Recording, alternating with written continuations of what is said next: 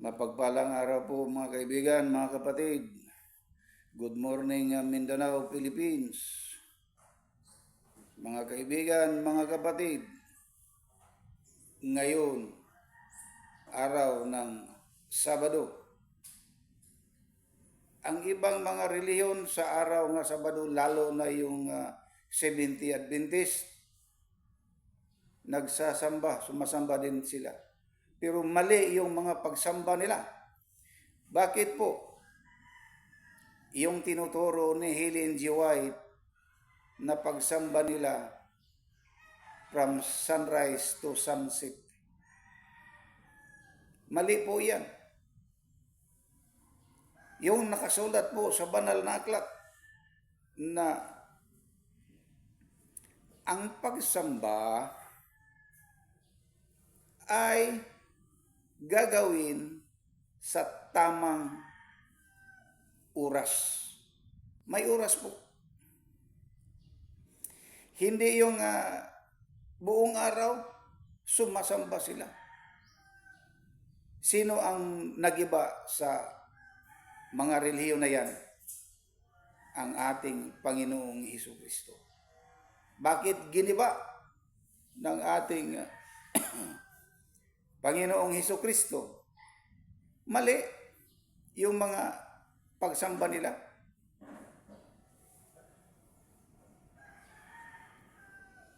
Sa una, ang pagsamba, ang hindi sumamba sa araw ng Sabado ay pinupugutan ng ulo. At pinapatay. Ngayon, ang mga pagsamba na yan, may mababasa tayo sa banal na aklat. Hindi ka dapat maghaling. Ano sa Tagalog yung maghaling? Hindi ka dapat kumain. Ang sinumang lumabag ay papatayin. Ang tanong ko sa mga Seventh-day Adventist, kayo ba'y sinunod ninyo na hindi kayo kumakain? Hindi kayo magsaing? Bakit kayo kumakain? Bakit kayo nagsasaing?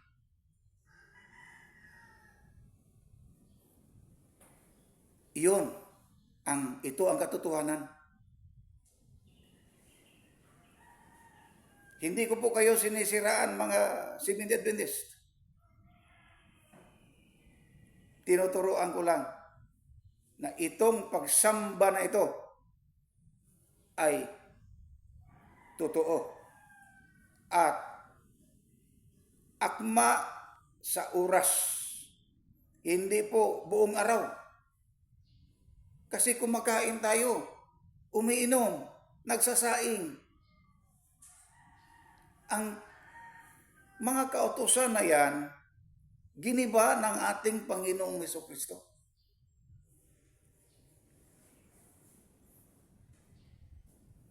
Sino ang gumiba sa kautusan na yan? Ang ating mismong Panginoong Hesukristo. Bakit niya giniba? Sapagkat mali ang ginagawa nila. Lalo na ngayon, gumagamit pa sila ng mga Biblia. Ginawa nila iyan para makakulimbat ng maraming pera. Sino pa? Yung relihiyon na hanggang ngayon gumagamit pa ng Biblia. Itong Pentecostal. Itong born again. gumagamit pa sila ng Biblia kasi sabi nila, papaano daw magturo kung hindi gagamit ng Biblia. Ang hindi nila alam na kung ang isang tao na guided ng Espiritu Santo, mayroong magdidikta sa kanyang kaisipan na ito ang dapat ituro. Hindi na kailangan yung Biblia. Lahat sila na hanggang ngayon ay gumagamit pa ng Biblia, alam kong nababasa na nila. Yung Daniel 12:4, pero hanggang ngayon hindi nila itinuturo kung ano ang utos ng ating Amang Diyos. Inuutosan ang propetang si Daniel. Ano ang sabi ng ating Amang Diyos? Daniel, Daniel, sasarahan mo na itong Biblia. Bakit pasarahan? Sapagkat nakikita na ng ating Amang Diyos na gagamitin nila sa paglilinglang sa kaisipan ng mga tao. Ayun. Totoo po itong sinabi ko. Nabasa na sa mga pari iyan, nabasa ng mga pastor at pastor iyan, at nabasa din ng mga ministro iyan. Pero hanggang ngayon, hindi nila itinuturo sa kanilang mga bimbro. Ginidma lang nila. Ang lahat ng mga relihiyon na yan ay nadidiktahan ni Satanas. Lalo na itong mga relihiyon nga hanggang ngayon nagsisamba pa ng mga rebulto, ng mga imahe. Ano ang sabi sa banal na aklat noong ipagamit pa ang Biblia? Sila tulad ng isang rebulto, may mata pero hindi makakita. Sila may mga tainga, hindi sila makaririnig kung ano ang ipanalangin ng tao. Sila may mga paa, pero ngunit hindi sila makalakad. Yun. May mga kamay sila, hindi nila maigagalaw para matulungan ang tao. Bakit sinasamba ninyo? Inangangatuwiran pa kayo, mga Katoliko. Sino pa yung gumagamit ng mga rebulto? Sino pa yan? Pilipinista, ano pa? Marami. Pero sila, ano ang sabi? Tulad ng isang rebulto, may mga mata, hindi nakakakita. May mga tainga, pero mga bingi sila. Nakita na nila, nababasa na nila iyong nakasulat sa Daniel 12:4. Pero bulag ang kanilang mga mata. Hindi nila nabasa nila pero hindi sila makaunawa, hindi sila makakakita. Yun ang totoo. Ito ang totoo, mga kaibigan, mga kapatid. Kawawa talaga ang mga taong iyan. Hindi ko po sinisiraan yung mga nagsisamba ng mga rebulto, mga imahe. Ang gusto ko lang maituturo ang wastong paraan sa mga paglilingkod sa ating Amang Diyos. Ito pang Iglesia ni Cristo. Hanggang ngayon, nag-iimprinta pa sila ng mga Biblia. At ang tawag pa nila sa ating amang Diyos ay Panginoon, Panginoong Diyos. Aba, ano po ba ang ibig sabihin ng Panginoon? Tao ang ibig sabihin ng Panginoon, tulad ng ginang, Ginoo, Panginoon. Yung bang pagtawag sa Panginoong Diyos, mali o hindi mali? Tama o mali? Mali, sapagkat hindi mo dapat tawagin ng Panginoon ang amang Diyos. Pwede mo tawagin siyang Ama. Father, God the Father. Ito naman, iba naman ito mga Katoliko to eh. Father at yung mga madre ay mother. Bakit nabuntis yung mother? Sapagkat nandyan si Father eh. Doon sa Vatican, nagugulat sila, may isang bahay doon na tinitirahan ng mga madre, mga mother, tinawag nila ng mother. At siyempre binago nila. Giniba 'yon at binago nila, at maraming mga buto na sa mga bata nandoon sa ilalim. Yung kasing mga madre, para sa padre, kapag mabuntis, hindi ipapalabas yung madre nga nabuntis. Doon nila ilagay doon sa kuiba, sa yungib ng kanilang yung bahay, sa may underground kasi.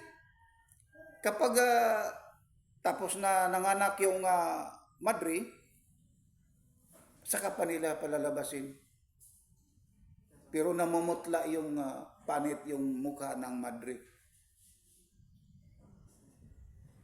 Bakit maluwang yung ano nila, yung kuan sa madre, yung 'di ba, yung ano nila, yung damit nila, 'di ba, maluwag? Para hindi makita na siya ay buntis.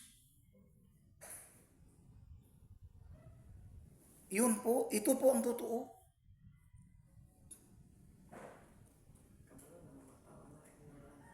Gi-ignore lang ng mga tao. Alam na nila yun eh. At marami tayong nakikita sa mga balita, lalo na ngayon sa mundo ng social media. Pero, kaibigan, kapatid, ang mga taong iyan ay hindi talaga maliligtas. Ihahagis talaga sila sa dagat-dagatang apoy na nagliliyab sa asupre. May makikita tayo na mga tao, mga babae, na puno na sa tato yung katawan nila. Para nang damit yung katawan na puno sa tato, akala mo damit. Pero hindi na, puro na tato. Talagang galit na galit ang ating amang Diyos sa mga ganyang mga tao, lalaki man o babae. May mababasa tayo sa Old Testament pa. Nasa Levitico yan, nakasulat.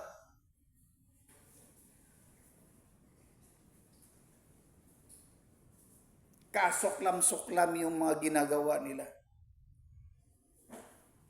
Lalo na ngayon, kung sino ang gumawa ng kabutihan, ay kinakasuhan nila. Kung sino ang gumagawa ng kabutihan, ginawa nilang masama, Yung mga masasama, ginawang mabuti.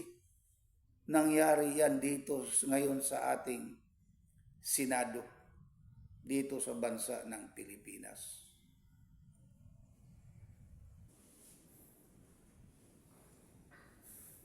Naku po, kaibigan, kapatid, kung saan ka man ngayon, kapag nakakita ka sa aking mga pagtuturo, magmilay-milay ka, magbulay-bulay ka. Baka nandyan ka sa mga relihiyon na yan. Tandaan ninyo, yung Iglesia ni Cristo, hindi yon maliligtas. Yung Katoliko, Pilipinista, Baptist, hindi yon maliligtas. Mga born again, naku po, dito tayo sa born again. Noong una, kasi mula pa sa aking pagkabata, talagang mayroon akong maririnig. Lalo na ngayon, marami akong maririnig na mga tinig.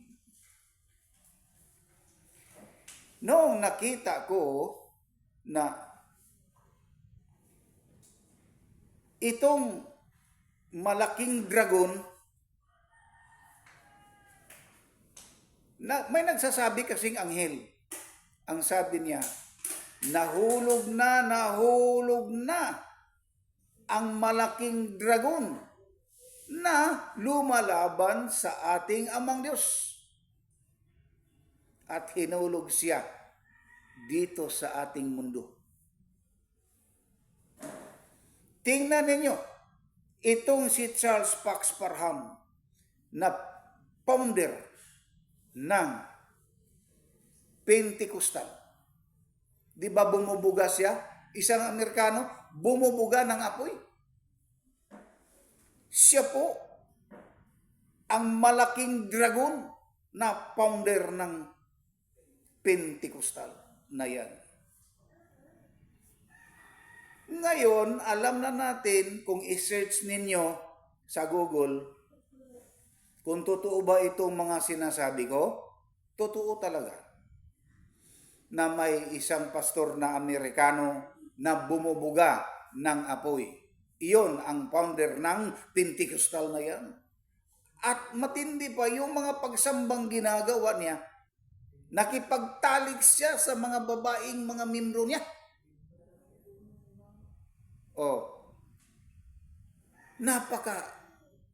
Napakatindi. Ngayon,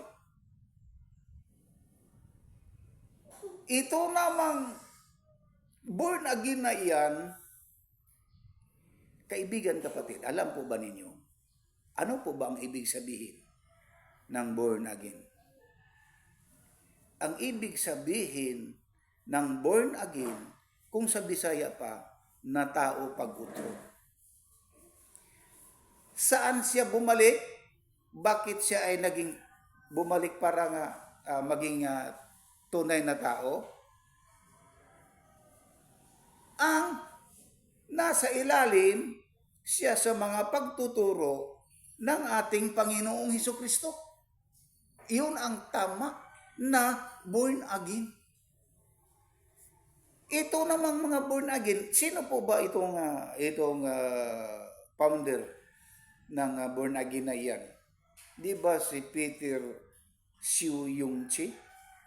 Si Peter Siu-Yung-Chi, siya po ang founder ng born again. Ngayon, ano ang natapos niya? Siya po ay mechanical engineer. Ang sabi niya, maliit lang, kaunti lang ang kikitain ko sa aking mechanical engineer, gagawa ako ng religion. Iyon ang tawag na born again. Ngayon, gumagamit siya ng Biblia kasi may mababasa siya sa Biblia na mayroon talagang born again na tao pag-utro sa pamagitan ng Panginoong Hesukristo. Kapag hindi ka sumunod sa ating Panginoong Hesukristo, ano ang tawag sa iyo? Yun nga ang sinabi ko. Ang tawag sa inyo ay born again. Ano po bang ibig sabihin ng born again? Susunugin kayo talaga. Yun po ang ibig sabihin. Napakasinungaling yung si Peter Siyo yung si. Di ba insik yung si Peter Siyo yung si? Isang insik, di ba? Ano po ba ang religion sa mga insik? Ang religion sa mga insik, yung tinatawag na Tripitaka Buddhista, Buddha, Buddhismo. Linuko niya ang mga tao. Linuko niya ang mga tao. Ang sino man na membro ng born again, tandaan ninyo, kung hindi kayo magbago, hindi kayo maliligtas. Talagang born again, susunugin kayo pagdating sa araw ng paghuhukom. Bakit? Bakit ang Holy Quadroge religion ay isinilang? Nasa hula na kasi iyan. Hula ni propitang si Daniel at hula ni propitang si Isaias. Ano ang sabi ni Daniel? Nakita ko doon sa malayo na ang dagat ay hinambalos apat na malalakas na hangin. Ano po ba yung apat na malakas na hangin? Ito, Jehovah Jireh, Jesus Christ. Ito ang apat na malalakas na hangin. Ang dagat, ang ibig sabihin ng dagat ay mga tao. Kasi kapag walang dagat, walang tubig, walang tao. Yun po ang ibig sabihin. Yun nga, at ano po ba ang sinabing propitang si Isaias? Ang sabi ni propitang si Isaias, nakita ko doon sa layo na may isang taong tatayo at titindig at magtuturo ng mga salita ng ating Amang Diyos.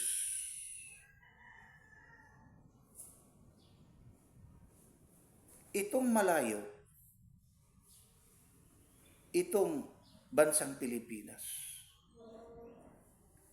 ito ang itinatawag sa English Far East, ang bansang Pilipinas. Bakit dito sa Mindanao isinilang ang The Holy Quadroge Religion Incorporated? Sapagkat itong Mindanao, ito ang tinatawag na Little Israel. Ano po bang ibig sabihin ng Little Israel? Itong Mindanao. Di ba ang Israel doon sa, yung nagdidigmaan sila doon? Si Netanyahu ang presidente.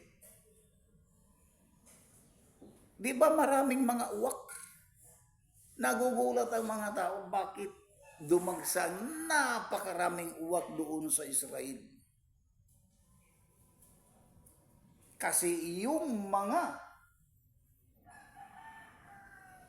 ginagawa ng Israel ngayon, puro mga kasinungalingan, mga pagpatay sa mga taong mga inosente, mga tao, mga batang mga inosente.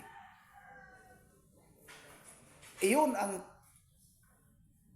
totoo. Ito ang totoo talaga. Dumagsa ang maraming mga uwak. Ito namang ibon na uwak, kahit kumakagat na, kumakain na ng mga sisiw ng manok, ano ang sabi? Wala. Wala. Uwak kasi eh.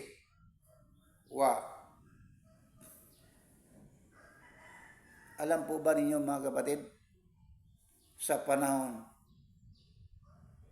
sa lunop ni Noe, ano ang unang ibon na inuutusan ni Noe? Sa pagtingin sa mundo kung wala na bang lunop, wala na bang tubig. Itong uwak. Bakit hindi bumalik kaagad itong uwak? Sapagkat nandoon siya kumakain sa mga isdang patay. Ang pangalawang inuutosan ni Noe, kung wala na bang tubig ba, wala na bang lunok, ang ibon na kalapati. Noong bumalik kaagad ang ibon na kalapati, sa lampati na sa Bisaya, bumalik kaagad yung ibon na kalapati at nagdala ng dahon ng damo. Buhay. Nagdala ng buhay ng dahon ng damo. Ang ibig sabihin, wala ng tubig baha. Ito ang totoo. Binuksan kaagad ni Noe ang arka. At lumabas ang mga ibon, ang mga mananap, lumabas lang. Noong pagbukas na ni Noe sa arka, may nakita siyang, tandaan nyo may nakita siyang bahaghari, bangaw sa Bisaya, rainbow sa English. At doon,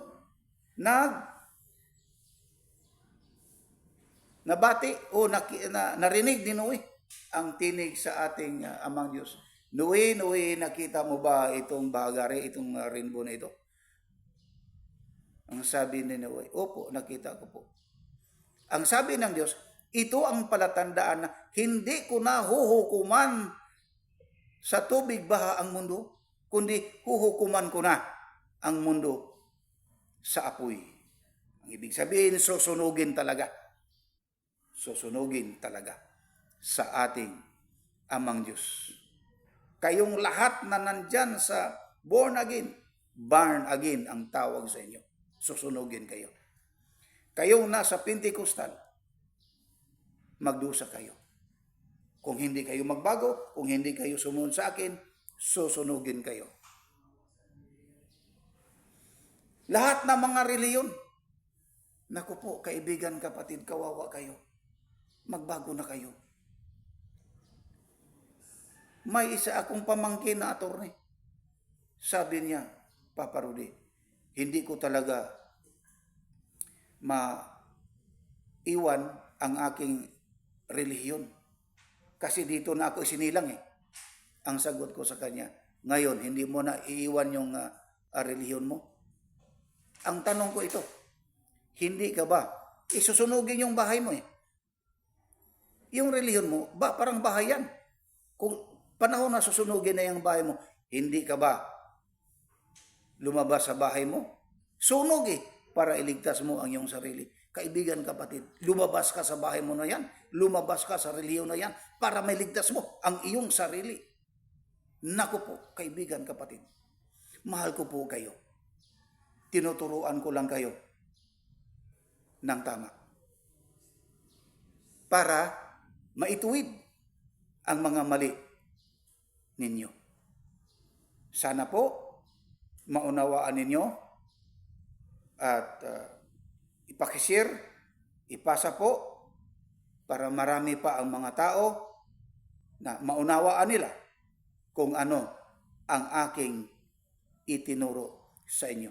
Hanggang dito na lamang po, tumayo tayong lahat. Tayo po ay manalangin.